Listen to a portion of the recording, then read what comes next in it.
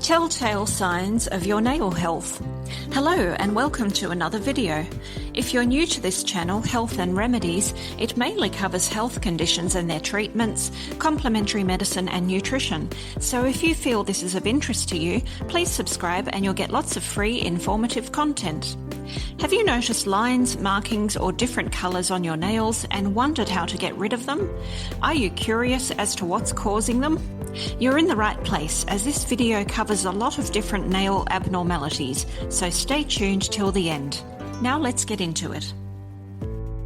Number 1. Nail discoloration. Normal nails are pale pink. Nails can become discoloured due to smoking, hair dyes, medications including chemotherapy, infections and injury to the nail bed, subungual melanomas, toxicity, Wilson's disease, liver disease and renal failure. Number 2. Bacterial and chronic paronychia.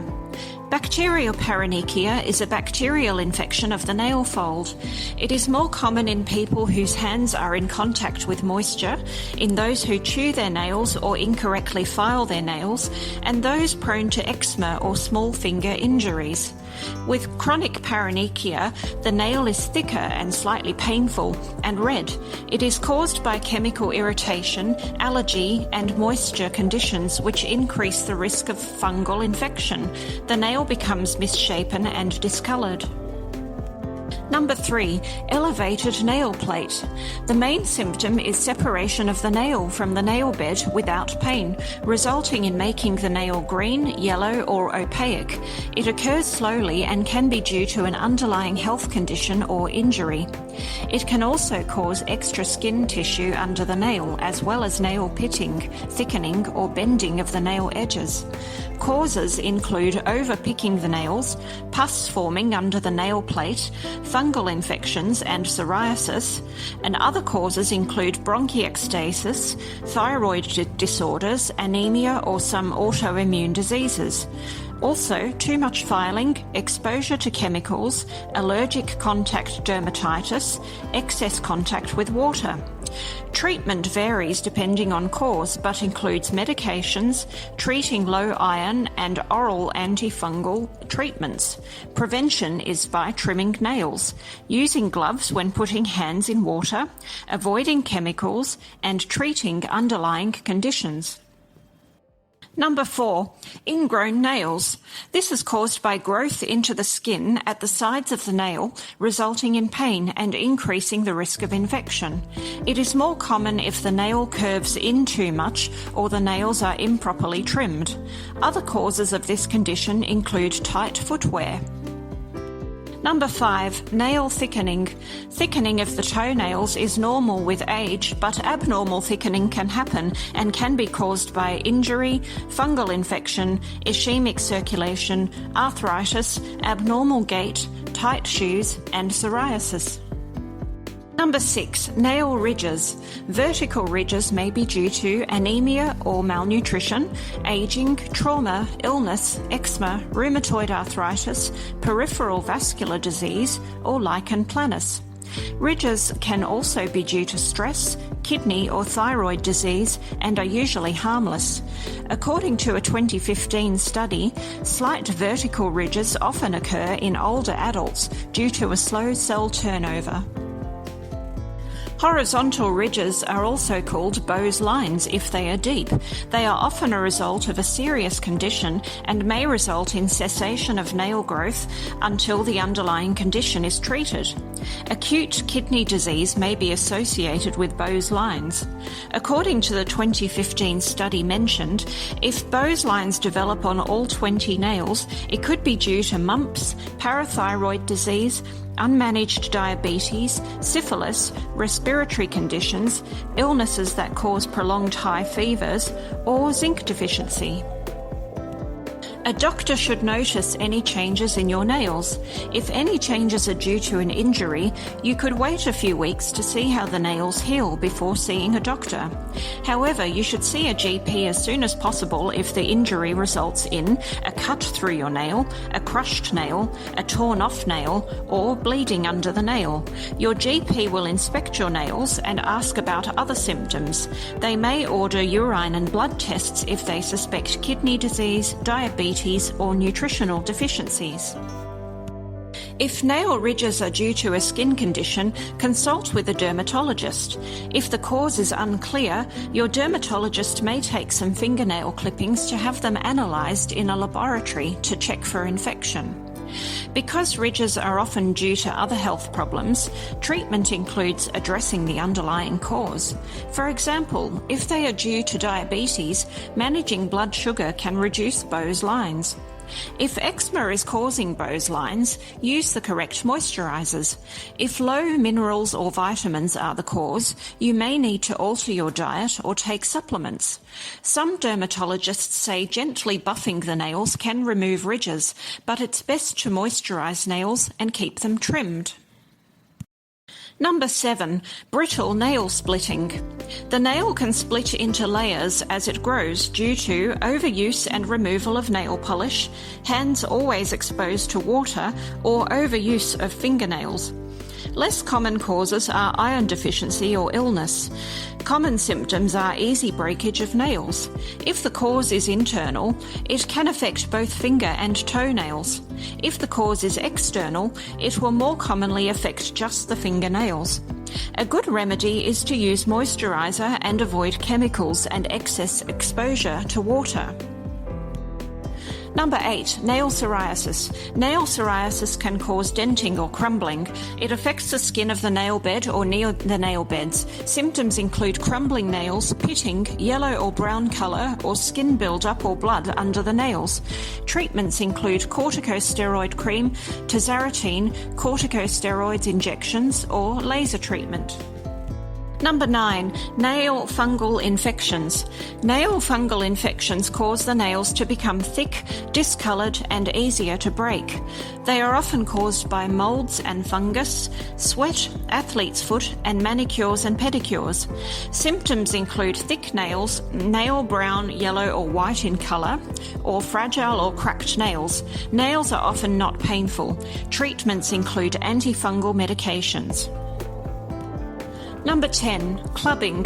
Clubbing takes years to develop and can be due to low oxygen in the blood linked to heart, liver, inflammatory bowel, and pulmonary diseases or AIDS. Number 11. Leukonychia. Leukonychia is white spots or lines on the nail, usually due to minor trauma, and are harmless in healthy individuals. Sometimes it is linked to poor health or nutrition. In other cases, it's linked to diseases as well as certain drugs. Number 12. Mees lines. Mees lines are white lines which can be due to arsenic poisoning.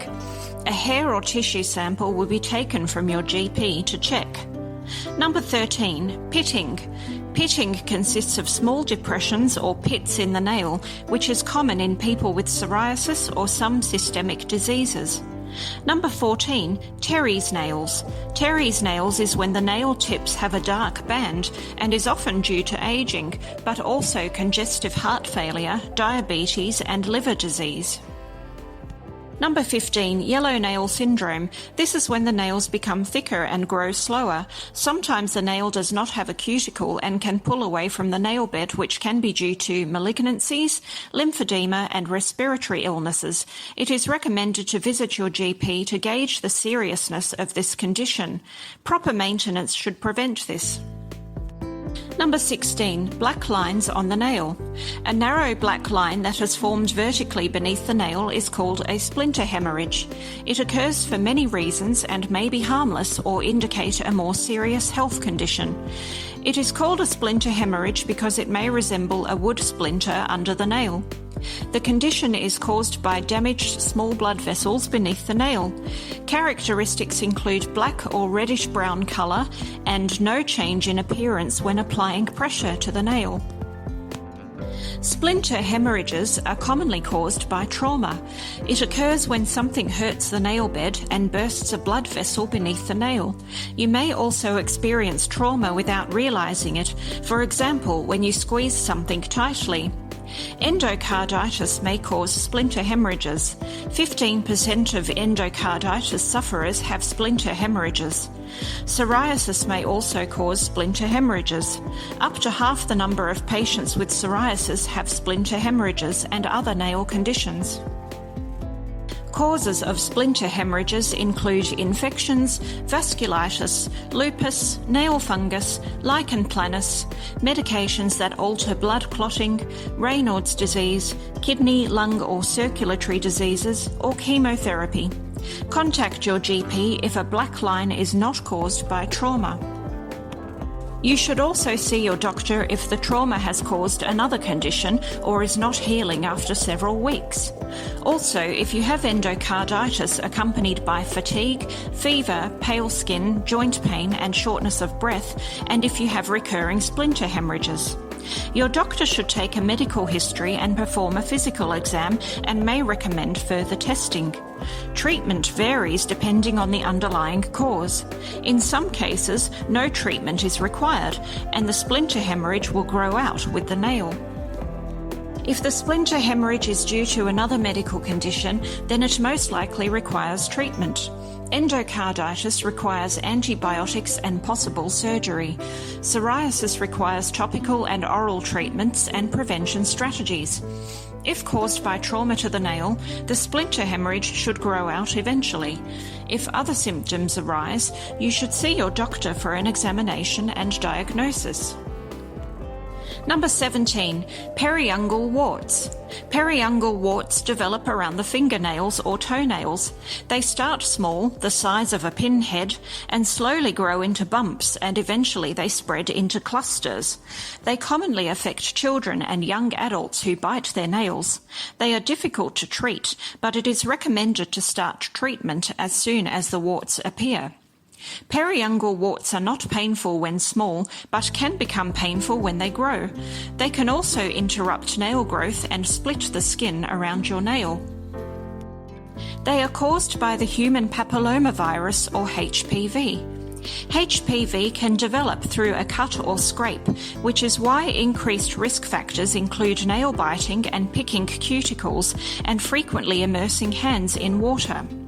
Other risk factors are low immunity and atopic dermatitis. HPV is contagious and should be treated as soon as possible.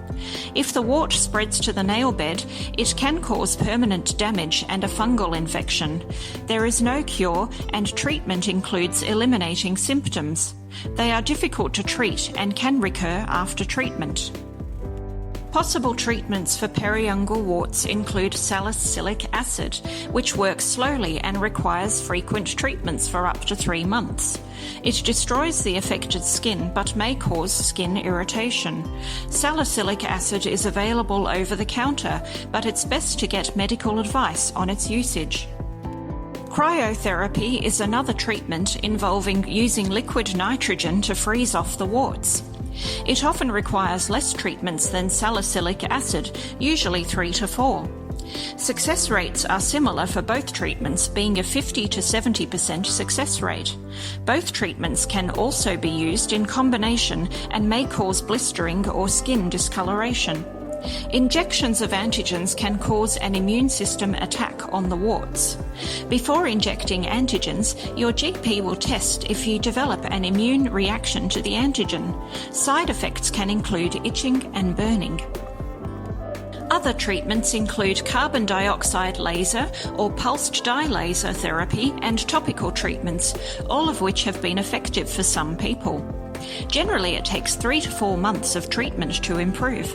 Without treatment, more than half the cases disappear on their own within a year, and 2/3 disappear within 2 years. To prevent spreading, maintain good hygiene by washing hands. Don't bite fingernails or pick cuticles. Wear gloves in water. Disinfect nail cutting equipment. Don't share towels or nail clippers. And don't touch other people's warts, equipment or toys. With salon visits, avoid shaving your legs just before you go to the salon, as it can break the skin and allow viruses to enter.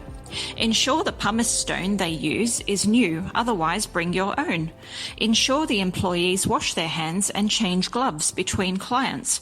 Ensure their instruments soak in a disinfectant for 10 minutes between clients. And ensure they dispose of nail files, buffers and orange sticks between treatments. People should see their GP if they notice changes, if treatments don't work or new symptoms develop. Also, if there is discoloration, changes in shape and thickness, brittleness, pitting and bleeding, swelling or redness around nails, pain around nails, and the nail is separating from the skin. In summary, how to care for your nails. Don't bite or tear them. Use nail clippers and trim after bathing when nails are still soft. Keep your nails dry and clean and use sharp manicure scissors. Trim straight across, just slightly rounding the tips. If nails are brittle or weak, keep them short to avoid breakage. Use lotion on nails and cuticles. With professional manicures or pedicures, ensure the salon is certified and the nail technicians use proper sterilisation methods. Avoid long-term use of nail polish and nail polish removers. Thank you so much for watching this video. If you would like more information on this topic, please check out my other video on this channel. It's called 10 Ways to Get Rid of Vertical Ridges on Nails as Per Dermatologist. I will link it in the description below. If you enjoy this content, don't forget to hit the like button, subscribe to the channel and hit the notification bell for more informative videos on health conditions and their treatments, natural remedies and nutrition. Also, feel free to leave a comment. Have you suffered with any of the above mentioned nail abnormalities? Have you tried any treatments that worked or didn't work? Please share in the comments. I look forward to sharing another video with you soon. Bye for now.